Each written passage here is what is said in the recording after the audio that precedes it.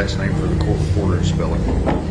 My first name is Amy, A-M-Y, and my last name is Fritz, F-R-I-T-Z.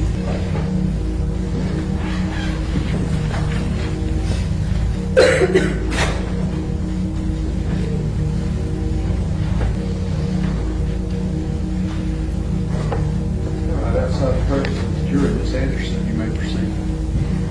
Yes, Your Honor. Dr. Fritz, hold on one moment.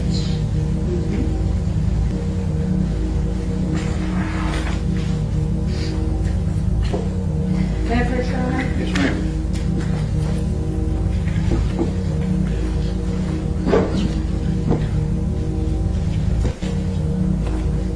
Dr. Fritz, I'm going to hand you what's been marked as 76 and 77. Okay. Did you recognize these? Yes, this is my CV or resume, and this is the report I wrote. Does your defendant's exhibit number 77, does that accurately reflect your education, training, and work experience? Yes, it does. And defense exhibit number 76, does that accurately reflect the findings and testing and evaluation that you conducted in this? It does. Defense offers defense exhibit 76 and 77 have been previously tendered to the state. At this point, I'll admit them for the record, and then in the presence of the jury, we can admit, or do you want to admit it for all purposes? We can re-admit and admit them for all purposes, Judge. Okay, 76 and 77 are admitted. This expert testimony completely changed the direction of the courtroom. What looked like coldness and lack of remorse, the defense argued could actually be signs of autism and severe communication deficits, and prosecutors immediately challenged that explanation.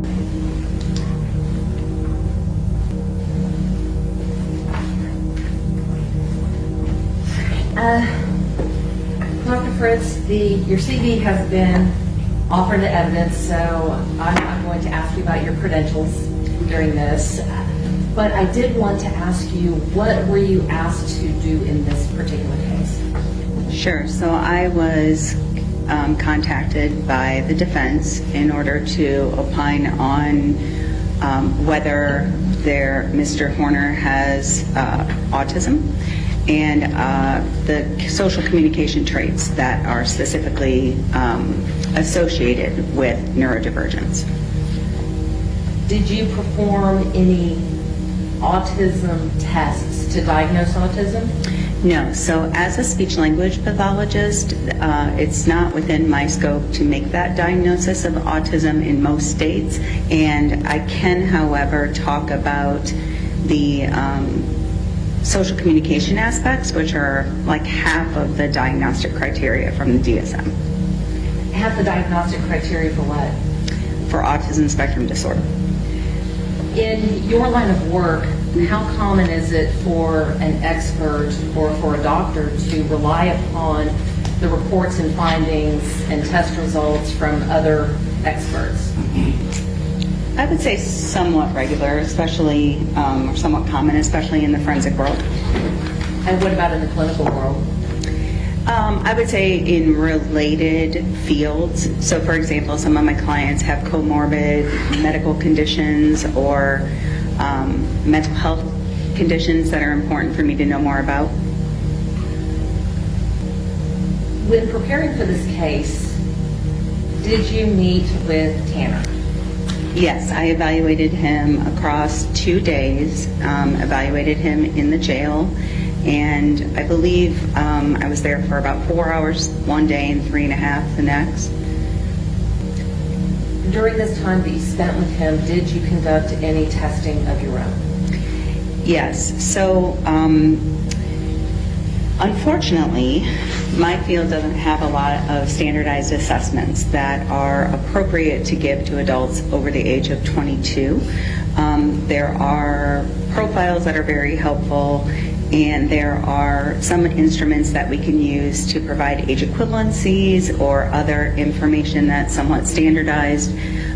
So I did perform both informal and formal assessment, as well as observations, record review, and interviewing with the client himself, as well as his grandmother. With regards to the testing that you did do, are those the kinds of tests that are generally accepted in your field?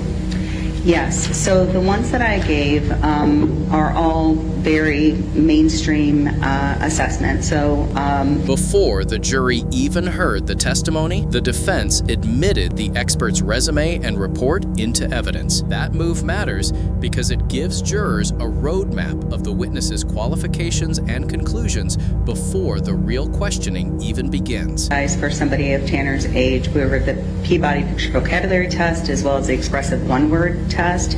Those are both vocabulary assessments. And then I gave the clinical assessment of language fundamentals. That is actually, the clinical evaluation of language fundamentals. That's actually Hold on, you're talking really fast. I'm sorry, sir, I'm a little nervous. Well, don't be nervous, because I gotta slow down for you. she might throw paper clips at you here in a minute. Oh, no, I don't want to get assaulted here, so let me slow down. Well, let me ask you this, Dr. Fritz. Are all of Yeah. the tests that you performed, are they set out in the report that has been admitted into evidence? They are, yes. What I'd like you to do now is just kind of give us a little brief summary of your findings based on all of the testing and observation and interviews that you did. Sure. So I would say in its most broad scale, I diagnosed Mr. Horner with mild to severe receptive expressive language disorder. That's a strange diagnosis because it is so differential to say mild to severe, but Mr. Horner has some pretty splintered language skills, so some aspects are he's much more competent in than he is in others. And then I also diagnosed him with what's called symbolic dysfunction relating to pragmatic communication. That's a fancy way of saying that he's got a profound social communication deficit. And that's secondary to his organic autism spectrum disorder diagnosis. So let's talk about these diagnoses. Have you been asked to give an opinion as to how these diagnoses may have impacted Tanner, not just throughout his life, but through the crime itself and up to his present incarceration? Yes. So I basically looked at historic or retrospective information as well as information that happened post-crime and reviewed records, interrogation videos, jail calls, letters he wrote to kind of evaluate the use of language constructs after the crime itself. Why is this important for the jury to know? Because of the fact that he has profound social communication deficits, we see evidence of that in his interrogations, in his interactions with loved ones through the jail calls. That would be certainly indicative of somebody who is struggling with social norms and certainly could be deemed as highly inappropriate. And understanding a little bit more about the nature of his social communication deficits, I think, is really the goal. Without your explanation of what you see in the interrogation videos and the jail calls that you reviewed and some of the other evidence that you reviewed, is it possible for... The expert explains she evaluated Tanner over 2 separate days inside jail, reviewing interviews, interrogation videos, letters, and jail calls. Her conclusion: his social communication deficits were severe enough that normal emotional reactions could appear completely misunderstood. those interactions to be misconstrued? Absolutely. So if you look at the words he said, his demeanor, so how he says things in the interrogation, and certainly following in his letters and in his calls, he would seem completely heartless and very inappropriate at times.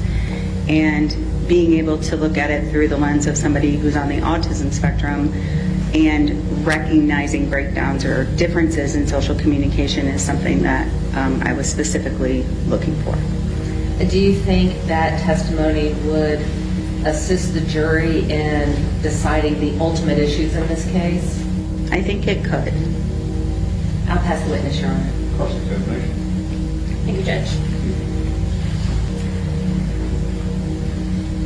On your specific conclusions, are you just going to be talking about those 2 diagnoses that are in your report? I'm not sure. Do you mean what will I be asked during direct, or? What are you going to testify specifically about in your report? So the way that his social communication deficits, along with related, because I am an autism disorder specialist and expert, his related difficulties can be evidenced throughout the crime and his behavior afterwards. And do you have specific examples of that? Yes. And what are those? So I'm going to look at, or would like to talk about, issues relating to theory of mind deficits, central coherence challenges, profound social communication challenges, which goes hand in hand with nonverbal communication, or the use of conversational rules and routines, and also understanding of social norms, executive functioning challenges. All of those are a part of what we see in autism, and what I specifically was looking at with Mr. Horner. And did you find specific examples of that? Yes, ma'am. And what are those? So I guess I'm not sure how in depth I'm supposed to go, but I can give you, so I guess I wonder how, just go ahead and talk? Yeah. Okay, so some specifics then would be the fact that his pragmatics are that's social communication, highly impaired. And he has what we call basic functional communication and an understanding of social norms in terms of scripted or typical, manners-based speech. So during the assessment, someone sneezed outside of the room and he's yelled out, "Bless you," because he knew that was an appropriate response. His difficulties come into play more with more nuanced or subtle aspects of communication. Things like narrative discourse, very difficult for him to tell a story in a linear fashion. He also has significant difficulty being able to express any sort of emotion. I belix that Mr. Horner has a condition known as alexithymia. It's a secondary. Spell that for the court. Sure, it's ALEX. I gotta give me a second so I make sure I do that correctly. ALEXITHYMIA. And this is a common trait among individuals on the autism spectrum. It is a challenge for about 40 to 65% of individuals on the spectrum, as opposed to about 10% in the general population.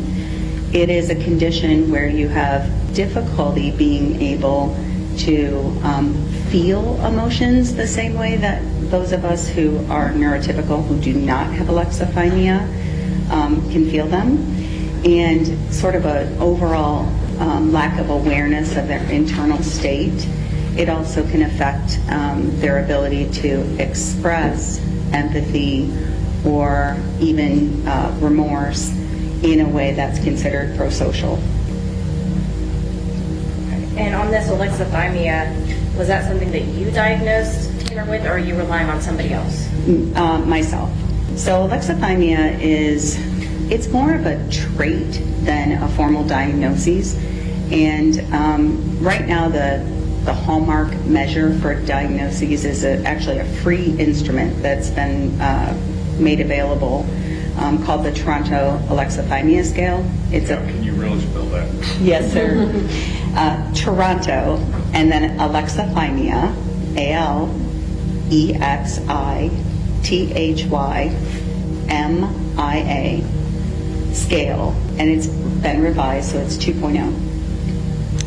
And it basically allows us to determine whether someone is able to describe their feelings, whether their thinking is externalized or internalized, whether they have difficulty identifying their own feelings, and whether they have difficulty, and I'm not sure if I said this one already, but describing their feelings. So Mr. Horner had difficulties in all aspects of relating to alexithymia. And you talked about empathy. How is empathy related to alexithymia? So empathy in itself is sort of this ability for an individual to understand or feel what someone is experiencing.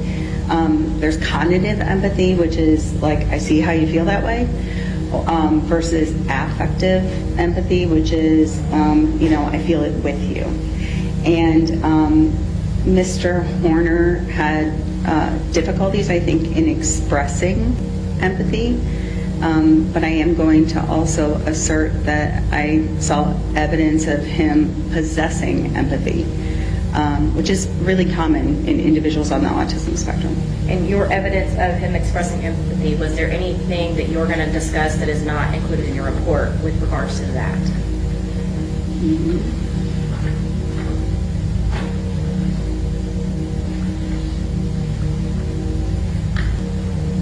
Sorry, just give me a moment to look at what I've included. Yeah, you're fine. Thank you.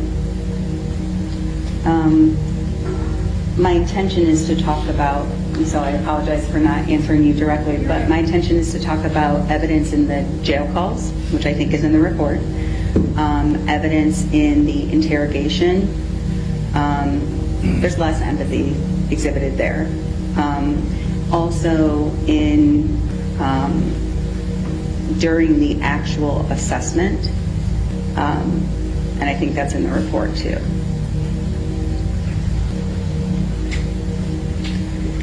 Okay. And what part in the assessment was empathy?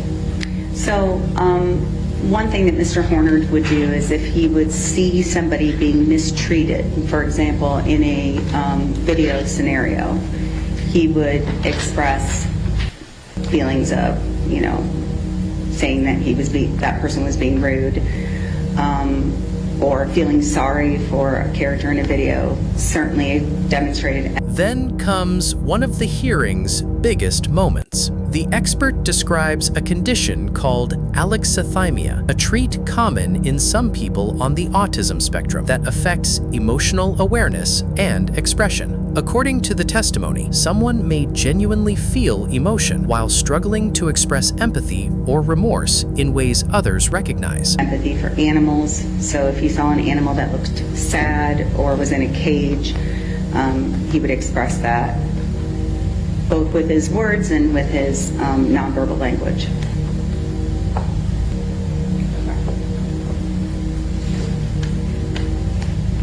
Are there any other, specific examples that you are going to be speaking about on these jail calls or interrogations?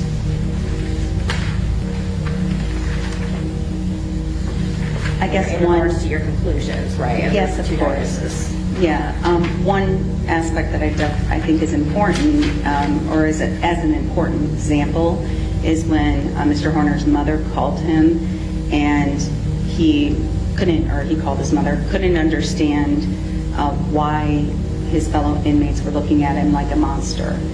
And his mother, knowing his difficulties in this area, had to directly put it in terms he could understand. And so therefore gave him that perspective taking. That goes to theory of mind as well, of what if this happened to your child, how would you then feel? And so with that additional prompt, then he could explain and understand how he, to some degree, made Athena's family feel. I believe that you listed in your report all the items that you have reviewed, correct? Yes, and the items in the back are, the back 2 pages, I believe, Yes. are the extensive list of the records I reviewed, with the exception of information I received from the defense after I'd written my report. And what is that? So that would be Dr. Imhoff and Dr. Spence's report, the report from Dr. Arumbala, as well as I believe, information that was provided by the state. So deposition transcripts, jail records, the abduction video, and prior bad acts. I think that's a comprehensive list of the items I've reviewed that are not already reflected in the report. And have you reviewed all those items? Yes, ma'am. And did you create a new report? No, ma'am, I just recently got those. And what are you going to testify to within regards to those specific items that are not included in this report? We can start with Imhoff and Spence. Are you going to testify anything related to the reports of Imhoff and Spence? No, there was nothing new or surprising to me in their report. Dr. Arambula, are you going to testify to anything with regards to anything in Dr. Arambula's report? Right. Nothing stands out to me, so unless I was asked directly about it, it's, I can't think of anything off the top of my head, and I don't have it in front of me, but there was nothing in it that I planned on speaking about. Okay. And the deposition transcripts, there was a lot of deposition transcripts. Mm-hmm. Which specific deposition transcripts did you receive? I received the one from Mr. Horner's mother and his grandmother, those two. And those are the only ones? Yes, ma'am. And are you going to testify to anything with regards to anything in those deposition transcripts? Yeah, I guess I don't think so unless I'm asked about them in particular. If you were asked about them in particular, would you have anything to say about them? Is there anything that changes your opinion? Nothing changes my opinion, no. How about the abduction video? Again, my opinion changed after watching the abduction video with regards to what Mr. Horner's meltdown would look like, because I could then see directly, his actions.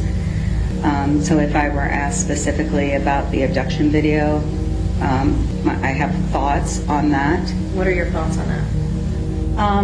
I think that he doesn't demonstrate the emotion dysregulation that I typically see in individuals on the autism spectrum in the moments prior to and right at the time of the abduction. That said, I do see some evidence of his, and I want to say this in the right way, his increased dysregulation as the criminal event is occurring. In other words, his language was kind, cautious, easy, and not scary at first, and then became highly disrespectful and horrific towards Athena. So that change in his language was very evident to me, and something that I could only see once I had seen the video. And that was surprising to you? I think what was surprising was not being able to see the emotion dysregulation, because of the fact that Mr. Horner is an affable gentleman who is, certainly has a good sense of humor, is articulate, and I expected to see more of the head banging or of a very red face, some of the things that I see with, somebody who is autistic who is having a meltdown. That said, Mr. Horner in the interrogation describes a period of disassociation without using that word, kind of losing time or feeling like he wasn't in control of his actions. But the prosecution pushes back hard. After hearing the expert describe Tanner's statements, the prosecutor asks a sharp and direct question. So he lied to you? It's a classic courtroom strategy, cutting through complex psychological explanations with a simple credibility attack. That I can also see. And to be honest with you, you've heard the adage that when you've seen one person with autism, you've seen one person with autism. It can look very different. So his emotion dysregulation, taking a sort of quieter lens, is not, it was surprising to me, yes, but it's not without precedence.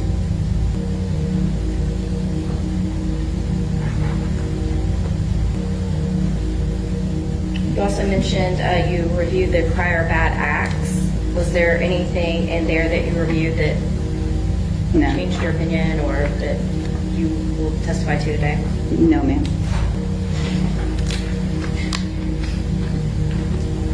What did Tanner Horner tell you about what he did? Mr. Horner Athena? told me that he backed into her because the backup camera was not working. He also told me that he strangled her. I would say that the story that he gave me at the time of the evaluation was very similar to what he told the investigators in the interrogation. So he lied to you? Yes, ma'am.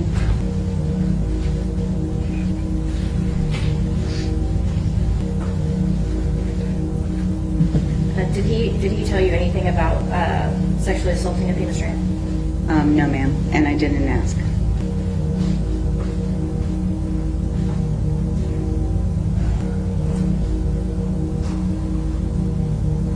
Judge, I'll have witness. Redirect? Just briefly, Dr. Fritz, will you be able to testify to any of the comorbidities or co-occurring diagnoses that Tanner possesses? Yes, I feel comfortable because of my many years of experience in working with individuals on the spectrum to talk about common comorbidities, and having reviewed the reports of Dr. Specht along with Dr. Davies, I believe I can opine on those issues relating to lead toxicity and fetal alcohol syndrome. And so will you testify about how all of those diagnoses work together? Yes. And based upon your training experience, is that something that you were able to do? Yes. So within my scope, I certainly would never make a mental health diagnosis. I would never, talk about a specific medical condition outside of my scope. However, comorbid traits and how those and how the communication is hindered or affected by them is certainly within my wheelhouse. May I have a moment, Your Honor? Yes, ma'am.